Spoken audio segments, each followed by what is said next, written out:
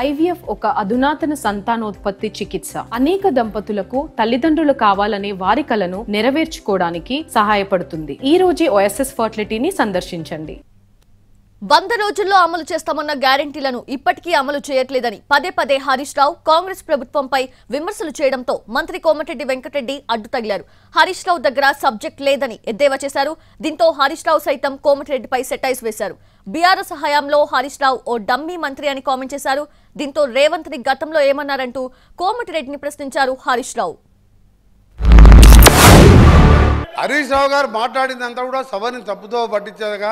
గ్యారంటీల విషయం అంటున్నాడు. 2001లో ఆయన పార్టీ పెట్టినప్పుడు తెలంగాణ వచ్చే మొట్టమొదటి ముఖ్యమంత్రి దళితుడు అవుతాడు, దళితుని చేయలేకపోతే మెడ మీద తల తీసుకుంటా అని ఆ రోజు ముసలైన సార్.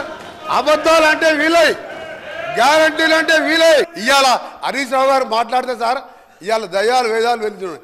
మొత్తం మోసం, దగ, కుట్రలు, కుతంత్రాలు. నిజంగా నువ్వు మాట్లాడే సార్ ఒక్క పాయింట్ కూడా సపోర్ట్ చేయాలి. ఇవాళ ఆయన మాట్లాడేమని సార్. అందుకని హరీష్ రావు గారు నీ దగ్గర సబ్జెక్ట్ లేదు. రేపు కాంగ్రెస్ పార్టీ బడ్జెట్ మీద వచ్చి చీల్చి చెండాడుతా అంటే నేను 9 నెలలకే వచ్చి కూర్చున్నాను సార్.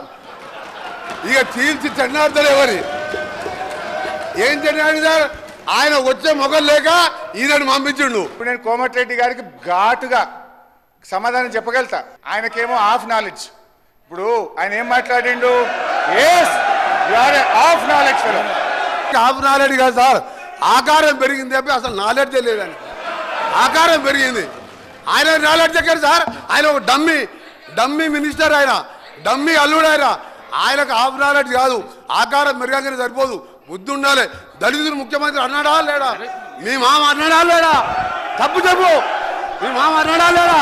ఇదే కోమటిరెడ్డి వెంకటరెడ్డి గారు 50 కోట్లకు పిసిసి అధ్యక్ష పదవి కొనుక్కున్నారు రేవంత్ రెడ్డి గారని ఈయనే చెప్పింది కదా సార్. మరి దాన్ని ఏమంటారు అధ్యక్ష? ఇదే కోమటిరెడ్డి వెంకటరెడ్డి గారు జిల్లా కలెక్టరేట్లు, సచివాలయాలు అద్భుతంగా కట్టిండు కేసీఆర్ గారని ఈయన గారే చాలా సార్లు మెచ్చుకున్నాడు అధ్యక్ష. ఇవాళ నేను ఎందుకు ఆ మాట అంటే అధ్యక్ష, కోమటిరెడ్డి వెంకటరెడ్డి గారు మేము అగ్రికల్చర్కు 72,000 కోట్లు పెట్టామన్నాడు. అంటూనే మళ్ళీ వెంటనే ఇరిగేషన్కి 22,000 కోట్లు పెట్టమన్నాడు. ఆయనకు అర్థం కాని ఏంటంటే బట్టి గారు చేసిన అంకెల గారడి వారికి అర్థం కాలే.